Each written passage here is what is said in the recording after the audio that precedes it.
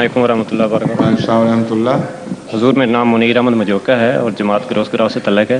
جی، ایک سوال ہے کہ حضرت خلیفۃ مسیح ثانی رضی اللہ تعالیٰ عنہ نے تفسیر کبیر میں ایک جگہ لکھا ہے کہ اسلام کی روح سے ایک ہندو اور ایک یہودی لڑکی کے ساتھ بھی نکاح ہو سکتا ہے، اور گو یہ رواج آج کل نہیں ہے، لیکن اب بھی اگر ایک مسلمان مرد ہندو لڑکی سے یا یہودی لڑکی سے شادی کر لے تو ایک ہی وجود پر ایک طرف مسلمان اسے پوتا کہہ کر جان دے گا تو دوسری طرف ایک ہندو اسے نواسا کہہ کر جان دے گا، اور آپس کے اختلافات بہت حد تک دور ہو جائیں گے۔ لیکن یہ بات تبھی کامیاب ہو سکتی ہے جب اسے کثرت سے رائج کیا جائے اور پھر بچوں کی تربیت کا خاص خیال رکھا جائے۔ مسلمانوں میں سے صرف اکبر نے اس پر عمل کیا، لیکن جب باقی مسلمانوں نے اس پر عمل نہ کیا تو اکبر کا کام بھی بیکار ہو کر رہ گیا اور بجائے فائدہ رساں ہونے کے مضر ہو گیا۔ تو قرآن کریم میں خدا تعالیٰ نے فرمایا ہے کہ اور تم مشرک عورتوں سے جب تک وہ ایمان نہ لے آئیں نکاح نہ کرو، اور ایک مومن لونڈی ایک مشرک عورت سے خواہ وہ تمہیں کتنی پسند ہو یقیناً بہتر ہے۔ تو میرا حضور سوال یہ ہے کہ اس آیت کے مضمون اور اس تفسیر میں کے مضمون میں کس طرح تطبیق کی جا سکتی ہے؟ ہندوؤں میں جب آپ اجازت کی بات کرتے ہیں تو اس بنا پر کرتے ہیں کہ ہندو بھی ایک الہامی کتاب کے ماننے والے ہیں، سمجھے؟ جی، اور اس پہلو سے اہل کتاب شمار ہوں گے۔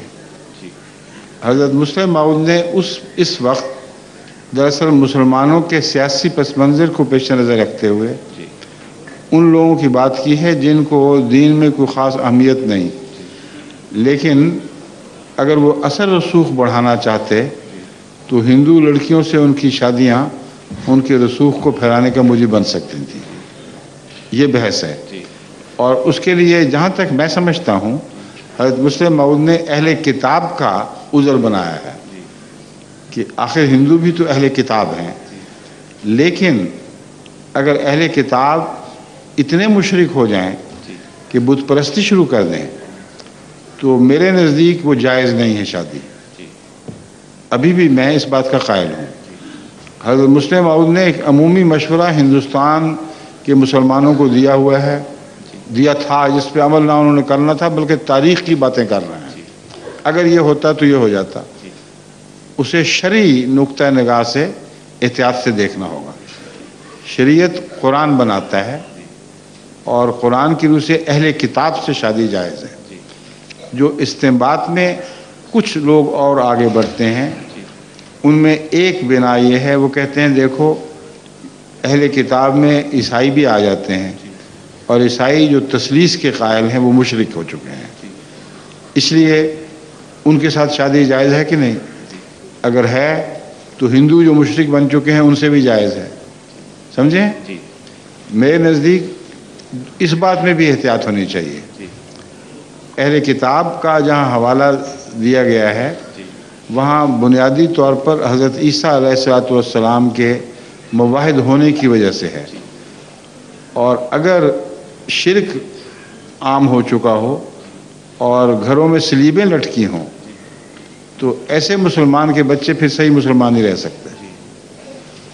اور اگر آپ کسی عیسائی لڑکی سے جو مشرک ہو شادی کریں تو عملاً آپ اس پر زبردستی نہیں کر سکتے، اس کو یہ نہیں کہہ سکتے کہ صلیبیں نہ لٹکاؤ گھر میں، کیونکہ دین میں جبر نہیں ہے، سمجھیں؟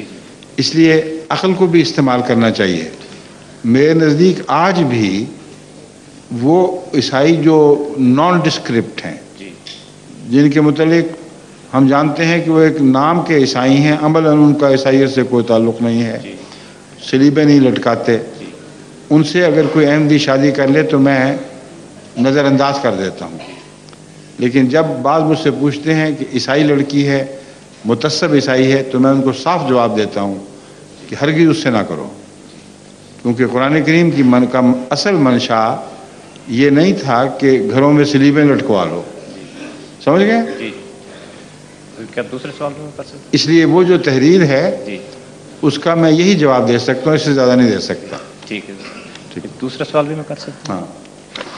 حضرت مسیح السلام نے ازالہ اوہام میں فرمایا ہے کہ کوئی مرتبہ شرف و کمال کا اور کوئی مقام عزت و قرب کا بجز سچی اور کامل مطابق اپنے نبی کریم صلی اللہ علیہ وسلم کی ہم ہرگز حاصل کر ہی نہیں سکتے۔ ٹھیک ہے، ہمیں جو کچھ ملتا ہے ذلی اور طفیلی طور پر ملتا ہے۔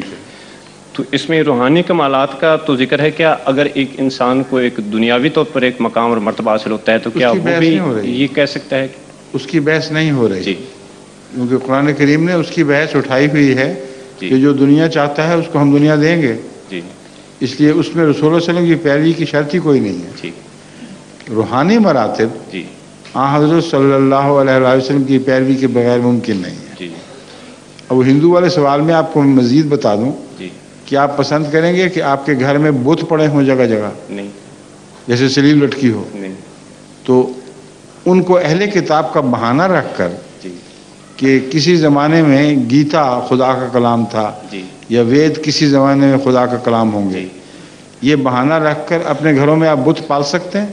نہیں، اور اگر کہیں نہیں جی، تو پھر اسلام کے دوسرے حکم کی خلاف ورزی ہوگی، لا اکراہ فی الدین، جی، کہ دین میں کوئی جبر نہیں۔ جی، اس لیے میں کہہ رہا ہوں کہ ان باتوں کو زیادہ باریکی سے دیکھنا چاہیے، جی، اور اہل کتاب ہوں بھی جی، مگر اگر مشرک ہوں جی، تو ان سے نکاح نہیں کرنا چاہیے۔ ٹھیک ہے، جزاک اللہ، السلام علیکم۔